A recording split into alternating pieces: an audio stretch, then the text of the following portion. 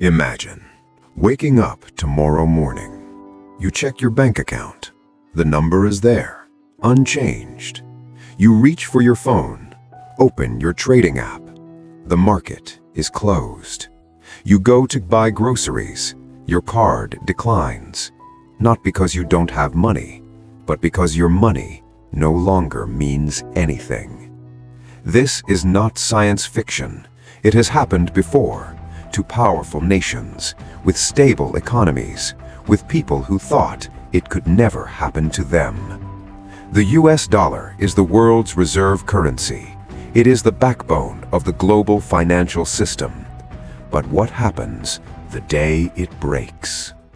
Before we talk about collapse, you need to understand what the dollar actually is. Right now, roughly 60% of the world's foreign exchange reserves are held in US dollars. Over 40% of global trade is invoiced in dollars. When a business in Brazil buys oil from Saudi Arabia, they often pay in dollars. The dollar is not just America's currency. The dollar is the world's currency. This didn't happen by accident. In 1944, at the Bretton Woods Conference, 44 nations agreed to tie their currencies to the US dollar, and the dollar itself was tied to gold. The deal was simple. America had the gold, the world trusted America. In 1971, President Nixon ended the gold standard. The dollar became a fiat currency, not backed by gold, not backed by silver, backed only by the full faith and credit of the United States government. And for 50 years, that has been enough, until questions began to emerge. Think of the global economy as an ocean. The US dollar is the largest ship ever built. Every other vessel, the euro, the yen, the yuan, sails in its wake. When that ship moves, the entire ocean shifts. Now, what does it mean for a currency to collapse? It doesn't necessarily mean the bills become worthless overnight. A currency collapse is a rapid, uncontrolled loss of purchasing power. Think of it like a building. The walls don't disappear, they crack. Slowly. Then, all at once. Zimbabwe, 2008. Inflation hit 89.7 sextillion%. A loaf of bread cost 10 billion Zimbabwean dollars. Venezuela, 2018. The bolivar lost 99.9% of its value in under 2 years. Argentina has defaulted on its national debt 9 times since 1827. In each case, the warning signs were there: massive debt, loss of confidence, political instability, unchecked money printing. Here's the mechanics. When a government spends more than it earns, it borrows. When it can't borrow anymore, it prints. When it prints too much, the money already in your pocket is worth less. That's inflation. That's the silent tax. That's the one nobody voted for. The United States national debt currently exceeds $34 trillion. That is more than the entire GDP of the country. Interest payments alone are projected to exceed defense spending within a decade. Now, the dollar is different from Zimbabwe or Venezuela. It has something they didn't: reserve currency status. The world needs dollars to trade oil, to buy bonds, to do business. That demand is what props the dollar up. But what happens if that demand starts to fade? China is settling oil deals in yuan. Russia and Iran are trading without dollars. BRICS nations have openly discussed a new reserve currency. It is called de-dollarization, and it is already underway. Imagine the moment it tips. It doesn't start with a headline.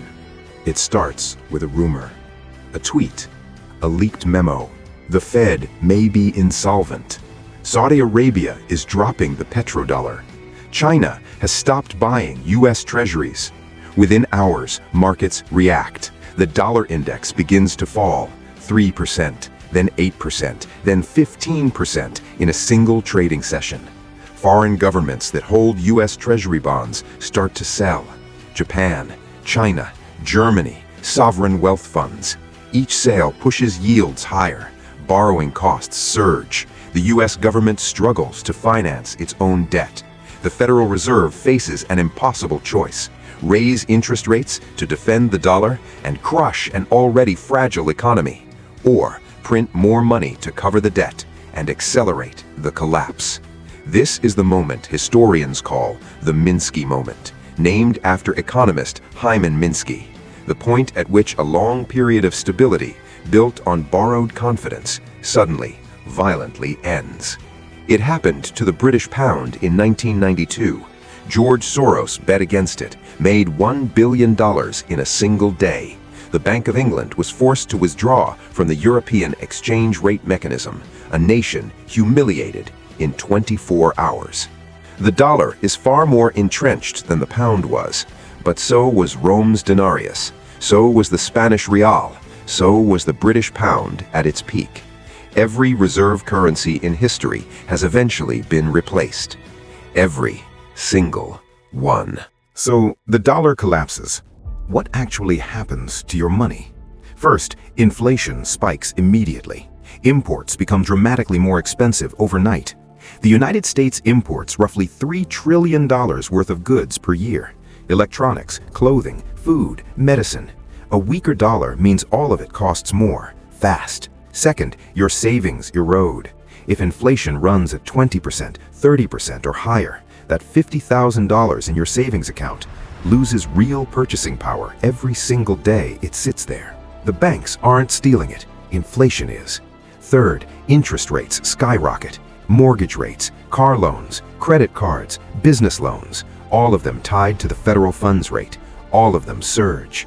The housing market freezes. Businesses can't borrow to grow. Layoffs follow. Fourth, global supply chains fracture. Because the dollar is the oil currency, the petrodollar, energy prices detach from the dollar system. Shipping becomes chaotic. Contracts written in dollars become unenforceable. Trade slows. Shelves thin out. Manufacturing grinds. Fifth, geopolitical power shifts.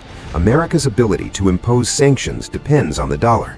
If other nations no longer need dollars, sanctions lose their teeth. Rivals fill the vacuum. Now, here is where it gets personal. What survives a dollar collapse? Gold. Throughout every currency collapse in history, gold has preserved wealth. When Zimbabwe collapsed, those who held gold held their value. When Weimar Germany burned, gold buyers survived. Hard assets, real estate, land, farmland, infrastructure. Things that cannot be printed, things that cannot be inflated away. Commodities, oil, copper, wheat, food. In hyperinflationary environments, goods become more valuable than currency. Foreign currencies and assets. Diversification out of the dollar into Swiss francs, Singapore dollars, or assets held in stable jurisdictions. Bitcoin and hard-capped digital assets. Controversial, but notable. In countries experiencing currency collapse, peer-to-peer digital currency has served as a lifeline. What does not survive well? Cash savings, especially in long-term savings accounts earning below inflation interest. Long-duration bonds, particularly U.S. Treasuries, the very instruments designed as the safest investment in the world, become dangerous. Fixed income instruments, pensions, annuities. Here is the brutal irony. The people most hurt by a dollar collapse are the people who trusted the system most. The savers, the retirees, the middle class. Those who did everything right by the rules of a game that suddenly changed. The wealthy, the ones who own assets, equities, real estate across multiple currencies. They often emerge from collapses richer, because crisis is not equal. It never has been. Here is what history teaches us. Currency collapses rarely kill nations, but they rearrange them. The United States would likely not cease to exist, but the world order built around it would be fundamentally different. The question is not if reserve currencies change hands. History tells us they always do. The question is how fast and how prepared you are when it happens. You cannot control monetary policy. You cannot control geopolitics. but you can control your financial exposure. Diversify your assets. Think in real terms, not just dollar terms. Understand what you own, why you own it, and what it would be worth in a world without dollar dominance. The dollar may never collapse. Many brilliant economists believe it won't, at least not in our lifetimes. But the ones who survived every collapse in history, they weren't the ones who were certain. They were the ones who were prepared. So here is the question I'll leave you with. If you woke up tomorrow and your savings account was worth 30% less, what would you do differently starting today? Drop your answer in the comments below. And if this video made you think, share it with someone who needs to hear it.